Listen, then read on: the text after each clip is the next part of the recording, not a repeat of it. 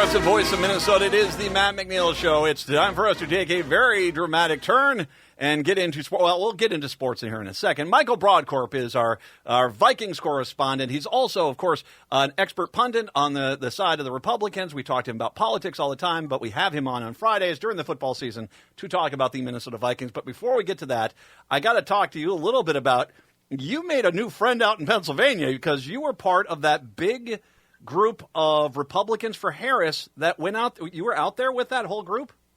Yes, Matt. I was traveled to Pennsylvania on Wednesday morning and went out and was at Washington's Crossing in Pennsylvania to be part of a coalition of Republicans from across the country that are supporting Vice President Harris and Governor Tim Walz. It was an absolutely honor and a privilege to be there. I was with such, I think, sound thought leaders inside the party who have concerns, Republicans who have concerns, and proud conservatives who have concerns about the direction of this country and where it would go under Donald Trump, and proud to stand with the vice president and Governor Walz's campaign. It was just an absolutely amazing day, and it was an honor and a privilege to get to meet the vice president and to talk with so many voters and to talk with Republicans who had the absolute same beliefs that so many of us have about what a Trump presidency would mean to both our country, to our party, and why it's so important that Republicans are out there speaking with and advocating on behalf of Harris and Walz. It was a privilege to be in Pennsylvania that day, and it was an honor to meet who I think is going to be the next president of the United States. Fox News had her on. She was also talking about working with Republicans on this. And it used to be something that was common. Both Republicans would have a few Democrats within their administration. Democrats would have some Republicans. Do you feel as if when talking to her that there is more than lip service here, that this is something that, no, she definitely does want to try to bridge that divide that has gotten only bigger since the age of Trump? There is no question that it's sincere, that it's real, and that's also it's impactful and it's important. And it's something that I'm convinced, I've long held the position that she believed and Governor Walz believed. But to have that type of conversation and see the crowd of people that were there and conservatives from all across the country that were there, it's something that, and to hear that speech, it is a legitimate, significant, credible, and important part of the broad-based coalition that the Harris and Walz campaign are building. Republicans and conservatives feel at home inside that campaign, and it's not lip service. It was sincere, and it was very important, and it felt it was a very patriotic event, and I am so proud to have been a part of it and got to be a part of that historic event. I agree with you. I think she's going to win, and I think it's because I was watching some numbers in Pennsylvania of Republicans turning ballots back. 12% so far have said they voted for Harris. On the survey that they did. So you are saying, I think one of the things that we look at when we look at polling and numbers, and once again, you can take that as much as you want to, but there's this tendency of looking at Democrats versus Republicans, but it's not really looking at the analysis of how many of those Republicans are staying on board with Trump. And I don't think that those numbers are going to be outrageous when you look across the board. I think that this is something that Trump, especially January 6th, you saw the Univision thing where he talked about it was a day of love. I mean, there's a lot of people on the right where it's like, you know what?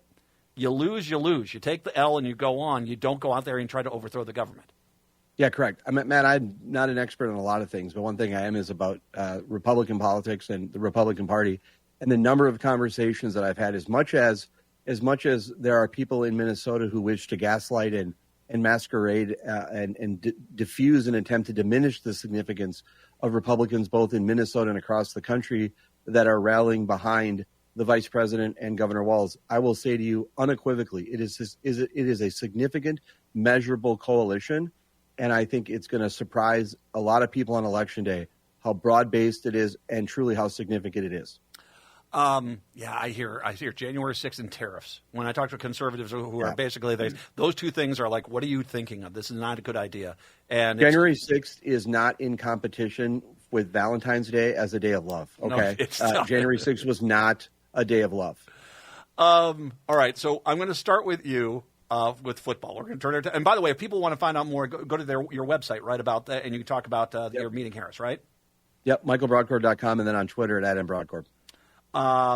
The question I have to begin with, has nothing to do with the Vikings. Will England ever forgive us for sending them the Jaguars versus the Patriots game, which is the London game? That is a bad game, man.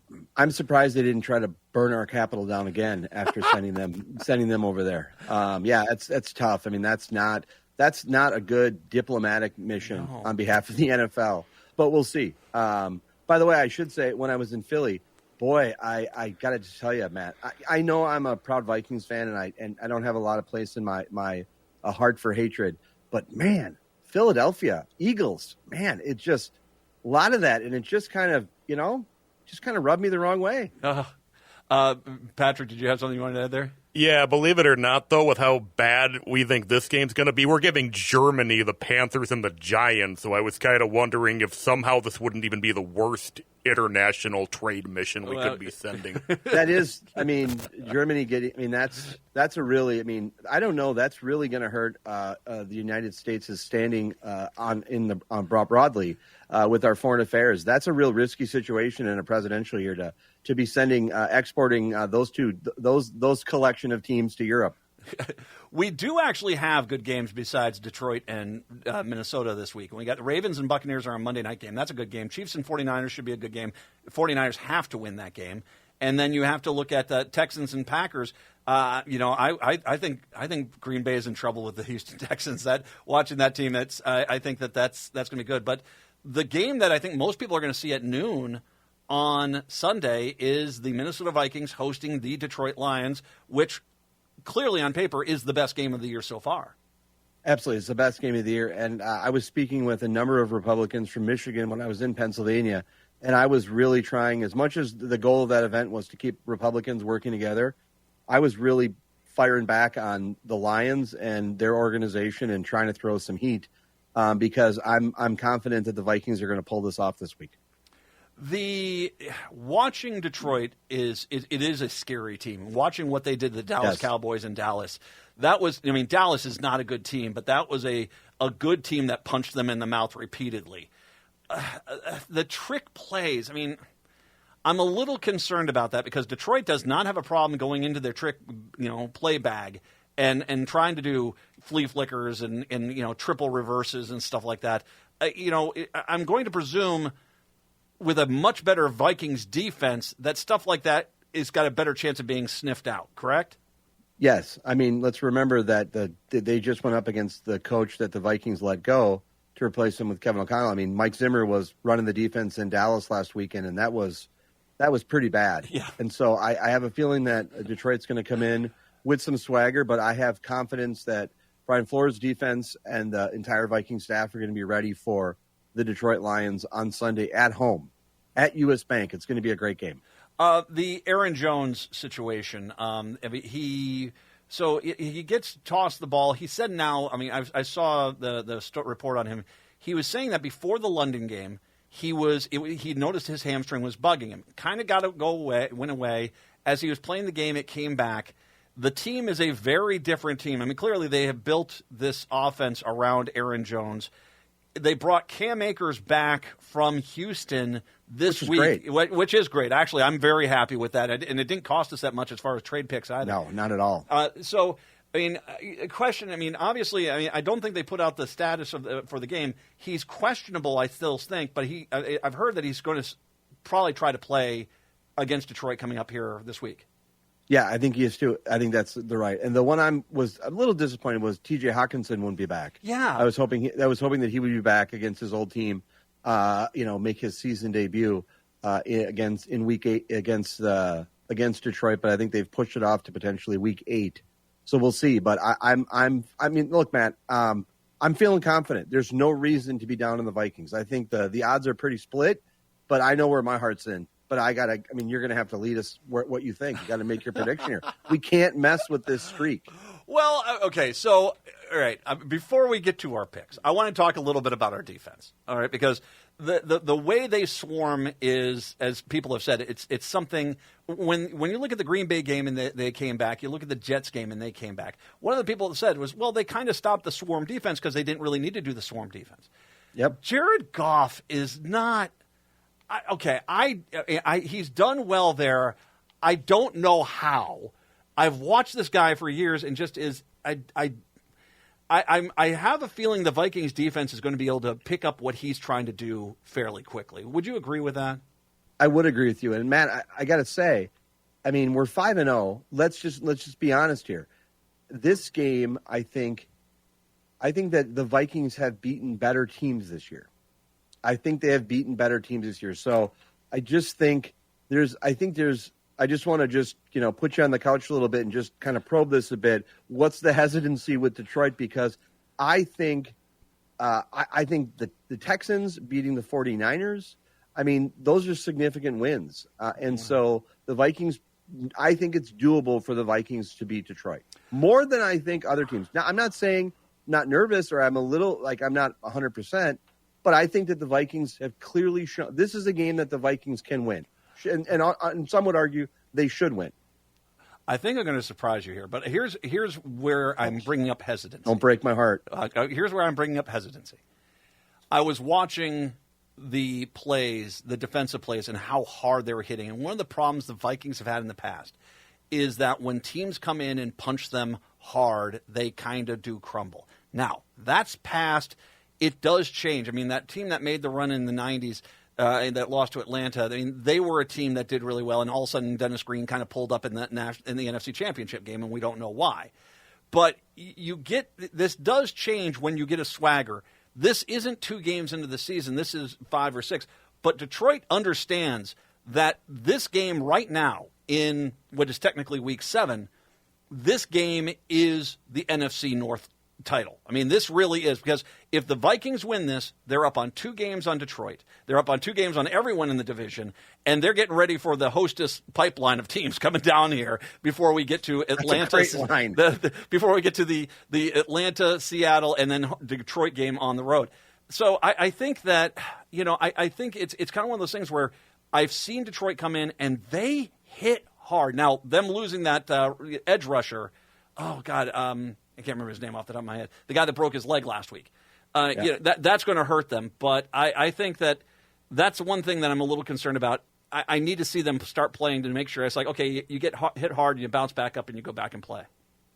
Matt, did something happen with you in the city of Detroit or something? Because I just feel like I don't understand. Did I call into the right show today? Like, I'm trying to figure out what. Do you have is your show broadcast in Detroit or something? My grandfather worked in the auto industry. He did the 50 years with the gold watch. But I've never been a Motor City Kitty fan, man. Well, I just don't understand. I mean, Vikings are in first place in the division. They're 5-0. They should win this game. You want me to surprise you? I'm going to surprise you. I think the Vikings win this one handily. I think the Vikings win this game. Bless you. I do. Well, I mean, this team, they come up with schemes that no one seems to know what to do with. And Detroit's going to be tricky because they come up with those. They got up their plays and they got schemes too. But right now, this is the Vikings. As I said about Detroit, they know that this game is about the NFC North. The Vikings sure as heck know that. They know they get a 2-game advantage. They start going into the Twinkie, Ding Dong, and Cupcake portion of the schedule. They can really put themselves into cruise control. I honestly think this is going to be closer. I think 28-17 Vikings win. Matt, I'm not messing with the streak. I'm going to back you 100%. I think it's going to be a great game. I will say to you though, let me just say this to you. I'm a little nervous about this game, but I have full faith and confidence in the Vikings organization. They've never let me down before. Why would they start this Sunday? Just joking. They've never let me down before. But I will say this. Okay, if the Detroit hits Darnold as hard as they can hit him and he goes down, that's a bad thing. But on the opposite side of it, the Vikings hit pretty freaking hard this year too, and they take out Goff. That team is garbage without him. So we'll have to see what happens, man. But I'm staying true to the game. Vikings to win. I don't want to ever be accused of pressuring you in any way, and a lot of our listeners, I think, can't see the faces I'm making at you. Just want to be clear, Matt, that you made that pick yourself. There was no duress, no threats whatsoever. I didn't do anything behind the scenes. There's no threatening text messages. Because at some point, I think it's fair for you to come on and say, I think the Vikings are going to lose this week. And that's okay. And I'll be there The 2 weeks to just follow this through. I think coming But I off the just wanna bye make week helps us. I think coming off the bye week helps us. They've been Okay. resting up, and I think that if this was coming off, we played in London and we had to play the very next week. I probably would not pick the Vikings, but I think I'm going to pick the Vikings just because, like I said, everyone seems to know what this game is all about. Absolutely, and I think it is, and I think you've laid it out specifically, clearly, precisely. Both teams know that it's going to be a heck of a game to watch. That's why it's getting the national attention. Michael Brodkorb, once again, our Vikings correspondent. Michael, we'll see if we're correct after this week, okay? We'll be texting this weekend. Have a great weekend, Matt. Take care, my friend. Michael Brodkorb joining us to talk Vikings. Well, come on back a little dancing for your Friday. It's the Matt McNeil Show.